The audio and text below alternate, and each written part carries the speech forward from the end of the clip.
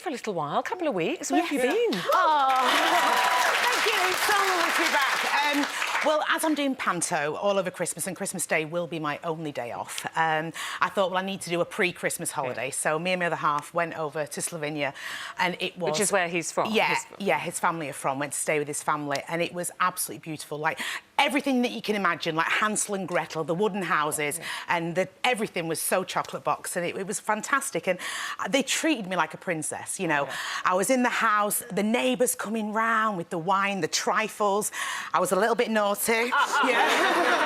Just 2 spoons. Yeah, it was absolutely wonderful, and everything that I sort of wanted Christmas, my pre-Christmas to be.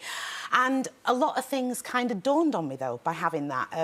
As you lovely girls know, you know, I lost my mum 4 years ago, and I had this massive realisation that how much I miss her, and mainly what a brave face I've been putting on constantly, Christmas after Christmas. And I was obviously doing it for Liam, my brother, and my dad, and my nephews, and my sister-in-law. Mum was this woman who was, you know, in the kitchen, the pans going, the organisation, everything. The table was beautiful.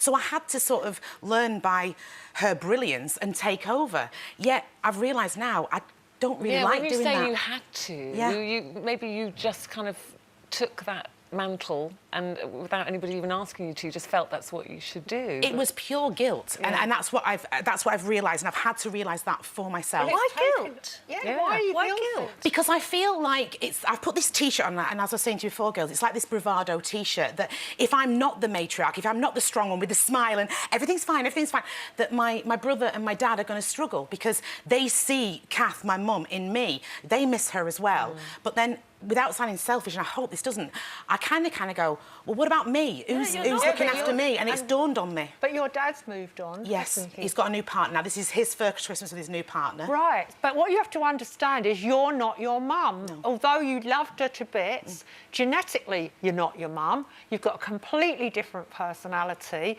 and you've got your Lisa, and you've got your own things to offer.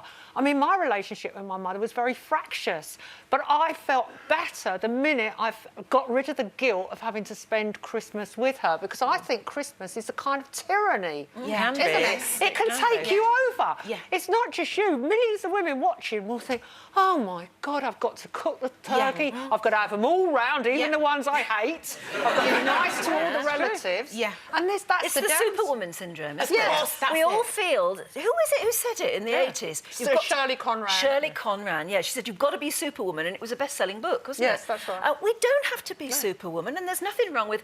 And actually, they do say if it's the first Christmas when you are going to miss somebody very badly, you've got to learn to love and let go as well. And that sounds painful, but you have to a certain extent, and just be yourself and be a bit laid back and let people treat you. Yeah, but that's what's happened. I think, hopefully, that when we have everyone this Christmas, we're going to go to the hotel, the kids will see Santa, and hopefully this year, you know, if I sit there and I'm not, you know, like that people now will understand that the pain I'm feeling is completely natural, it's completely normal, and I think there's going to be a lot of ladies and men out there who are feeling exactly the same as me. Yeah. It's took me 4 years to realise. And these things are heightened so much at Christmas because everything's portrayed, isn't it? It's very chocolate box, the perfect Christmas, all the cards, and it's all family. I mean, you saying there when you lose someone, I mean, you lost your son, so yeah, more recently I lost my dad. Must have been awful. And the first Christmas without him was just terrible. But to a certain extent, you've got to you don't stop loving them, but you can let go a bit and certainly not feel guilty. I mean, if I were you and it was my only day off because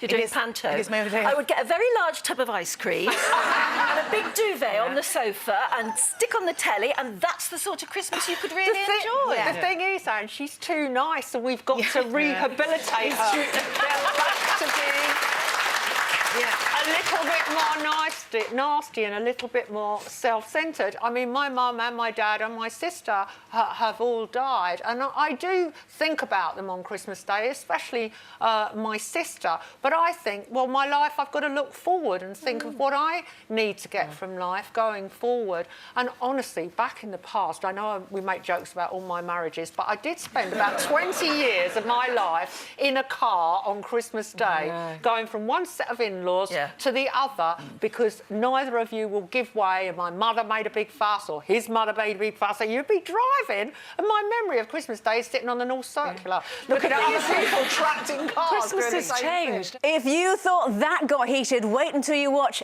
these and click here to subscribe. You may as well. It's totally free.